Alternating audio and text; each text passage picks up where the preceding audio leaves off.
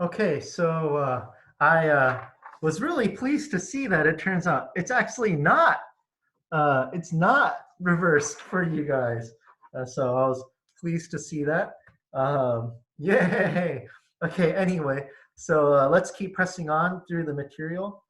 So if you recall, Singer's basic idea is that in the same way that it's kind of reprehensible, the person who ignores the drowning child and lets them die, right?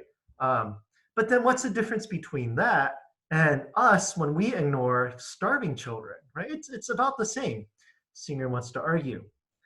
Well, is it? All right. Well, that's the next issue he's gonna consider. So he examined some objections, and you can see those on page. Well, will be here, and then up on the back. So let's think about some of those objections. First, Singer considers the distance objection, and how does he respond? The idea is this: there's a difference between the drowning child and the starving child. The drowning child is really close, right? The starving child is very far away. Okay. Now, Singer would agree with that, but he's going to say that's not a moral difference, right?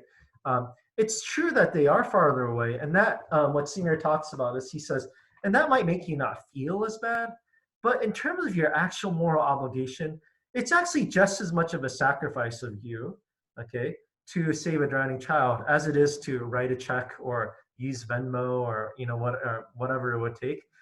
If you just go to oxfam.com, World Vision, these other charities, right?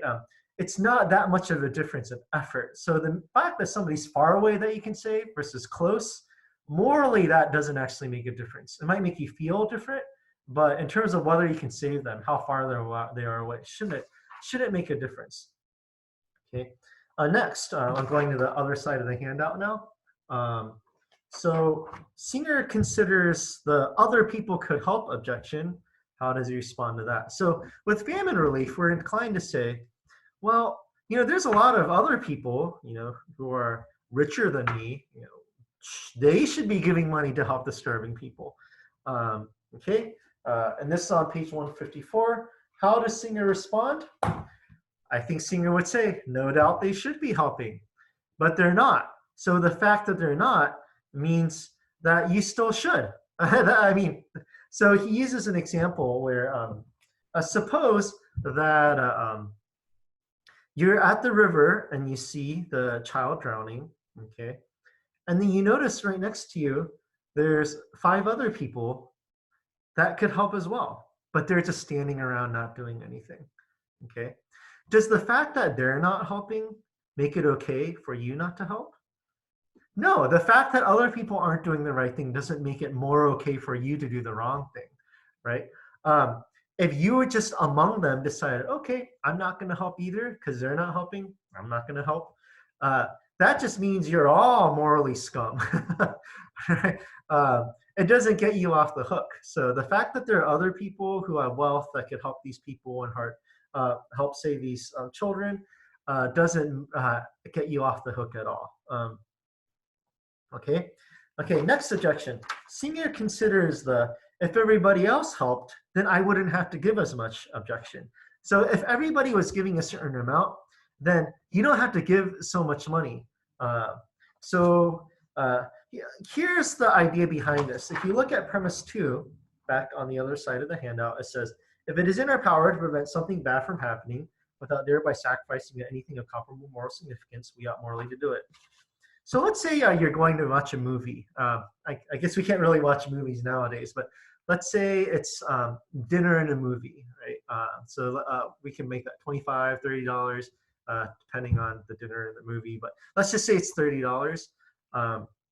Now, you should be like, well, can I prevent something bad from happening without sacrificing comparable moral significance?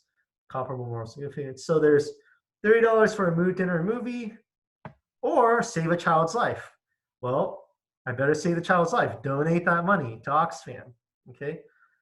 But then you have another $30, and you're like, well, I was going to use this to, I don't know, go to an amusement park. I don't know. Like, well, go to amusement park or save a child's life.